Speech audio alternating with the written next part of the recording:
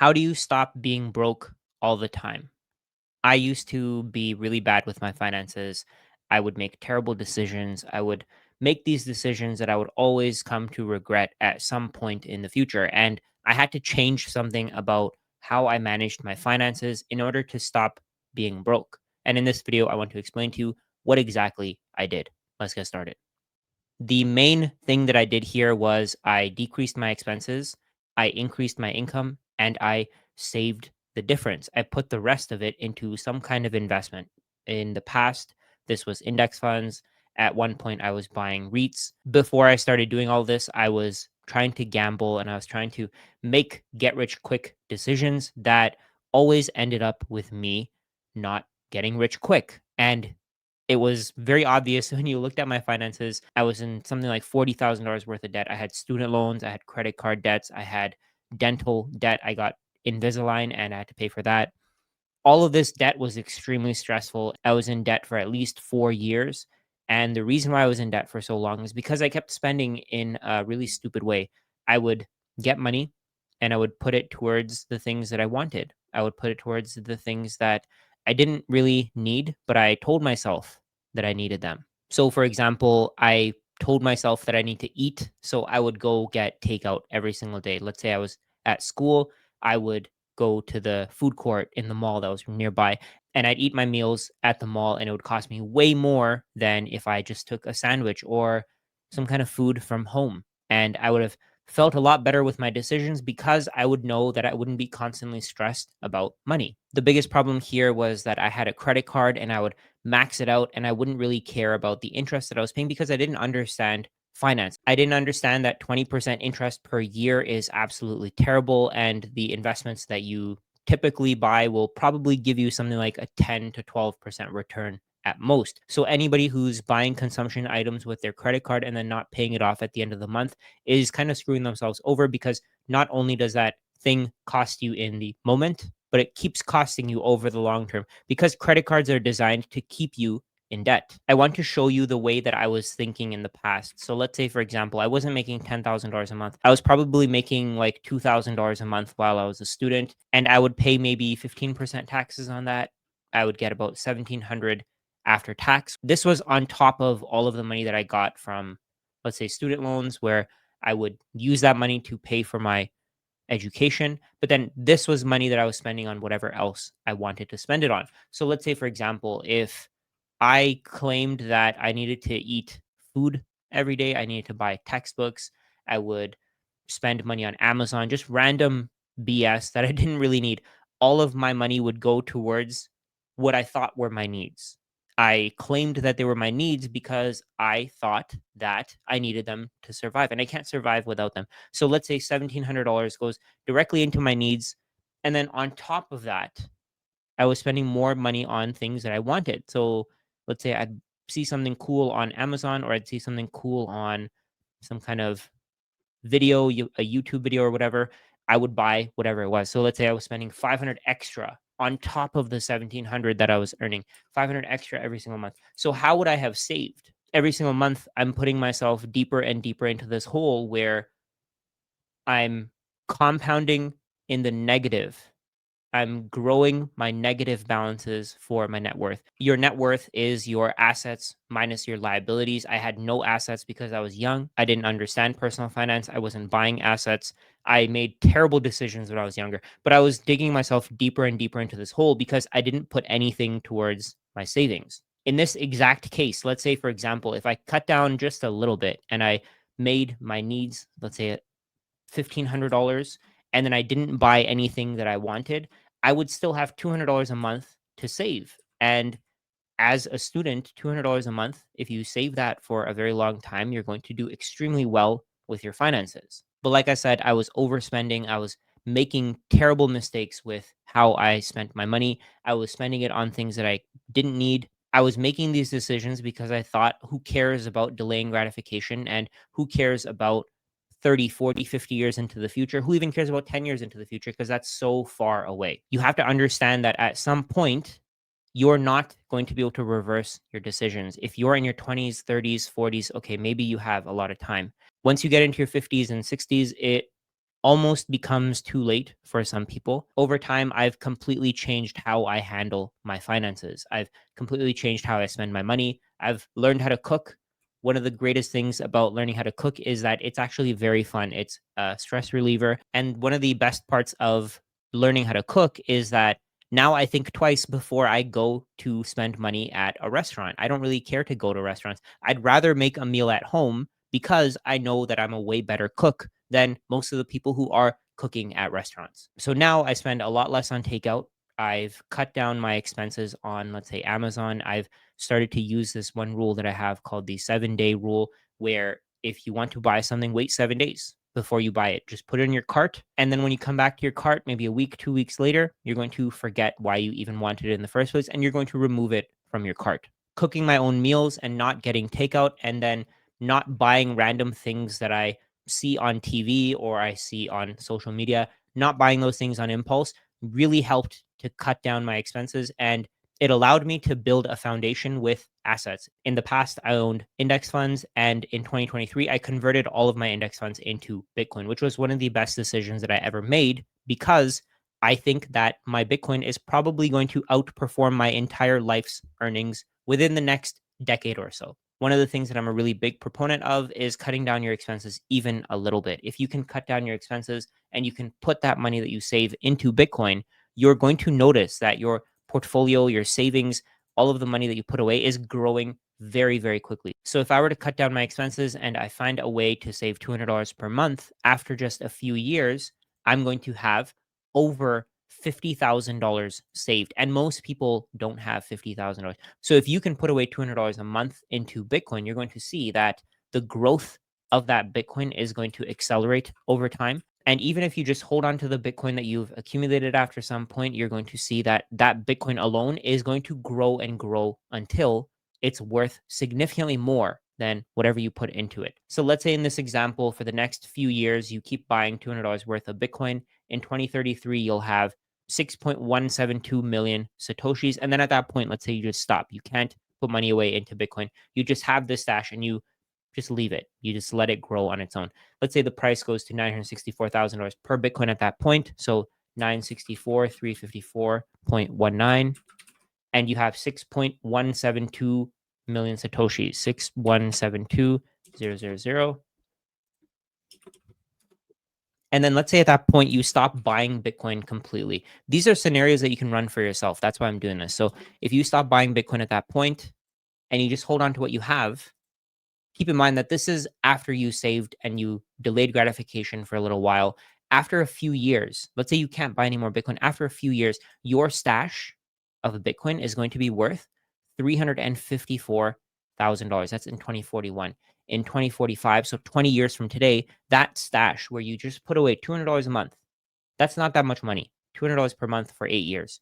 You put away that amount of money, it's now worth $866,000. In that 8-year period, you would have put away $19,200, but that $19,200 will work for you literally forever. Now, there are a lot of people who don't want to cut their expenses. What they want to do is they're okay with increasing their income and they're okay with working harder to make more money so that they can buy all the things that they want. And then at the same time, they can also invest. And that's perfectly fine. I actually recommend that over cutting your expenses to the bone and really not enjoying your life at all. So let's say you combine the 50-30-20 budget where you spend 50% of your income after tax on your needs, 30% on your wants, and then you make sure that you save the rest for the future.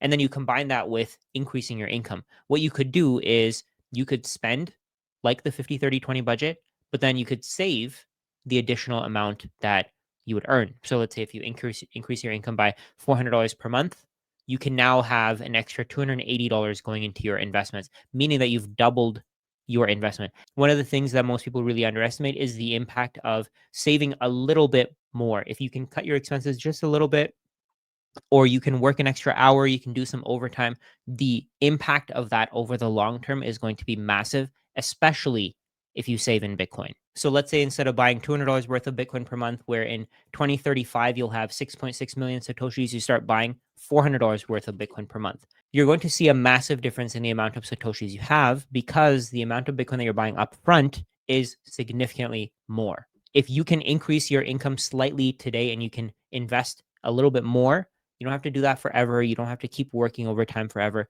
But at some point, you're going to see the benefit of it, because in 2035, this $400 per month of Bitcoin is now worth 200 grand. And you only put in, by that point, you only put in $48,000. So your Bitcoin has more than quadrupled.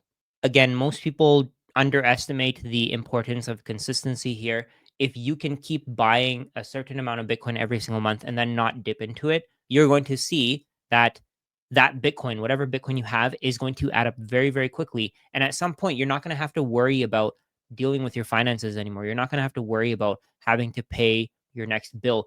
Your energy bills are going to be paid off. You're going to be able to go to the grocery store without having to think about how much credit you have available on your card. I've gone through all of this and I know how terrible it is. I know how stressful it is. So, seeing a little bit more money in your investment account is going to make you so much less stressed out. The way that I see it, if you have $0 worth of savings today, it would be very smart to get to $100 at some point, then to get to $200, then to $400. Eventually, you're going to see that the savings that you've built are going to cover you for a few months worth of expenses. And that's an amazing feeling because it gets rid of the stress of not being able to pay for your bills. One of the feelings that I dreaded the most was tapping my card and seeing that the transaction was rejected because I didn't have sufficient funds. And I want you to not have that feeling ever again. So let's say you want to save a little bit of money and you can start with $1 a day. I think that's achievable for most people on earth. Most people don't even have $365 worth of savings. So if you can put away $1 a day for the next year, you're ahead of the majority of people. $1 a day is not that much. So let's say after year one, you have $365. And then after year one, you start ramping up your savings. You start seeing that saving $1 a day isn't that difficult. And now you can save a little bit more. So the first year, $1 per day. The following year, let's say you can bump that up to $2 per day. Instead of $1 a day, you now start doing something like Uber Eats and you start doing a couple of extra orders every single week so you can put more money into your savings account. So let's say next year you get to $2 a day. So $2 per day will give you an extra $730. So $730 year two. Your total savings at this point would be this number plus this number here. So at the end of year two, you're at $1,095 saved. And for a lot of people, like I said before, this is a lot of money. It might seem like taking 2 years to save $1,000 is a long time, but you're getting somewhere. That's the point. Your goal here is to put some money away so that at some point in the future, if you have an emergency, if you come into some kind of difficult financial situation, it doesn't feel stressful. It just feels like a minor inconvenience. Then let's say the following year, you're able to find $5 a day to put into your savings account. You put away $1,825 in that year in just your savings. You now have $2,920 in your savings account. Most people can't even imagine hitting these numbers, while you're getting to this point by following a formula, an easy formula that really anybody can follow. Anybody can do this. Anybody is able to do this. If you're able to increase your value, you're able to put more money into your savings, and you're able to get rid of the stress that comes with being in debt and owing money to other people.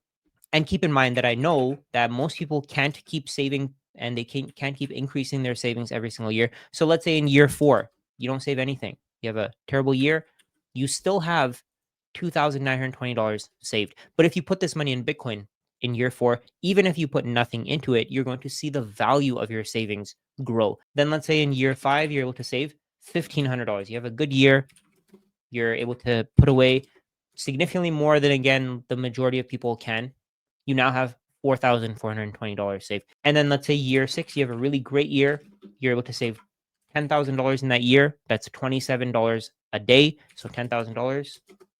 Now you have almost $15,000 put aside, and nobody can screw around with this money. Nobody can take this money from you. This is your freedom. You're not going to become financially free all at once. It's going to take time. It's going to take effort. It's going to take energy. You're going to have to do something that you maybe have never done before, by maybe starting a budget, by cutting down your expenses and saying no to the things that aren't really adding value to your life, and only focusing on the things that will give you wealth in the future. This is going to be a slow and steady process. It could take years, and I'm telling you, it will be worth it once you get to that point where you feel like you've done all the work that you need to do or all the work that you can do to become financially free.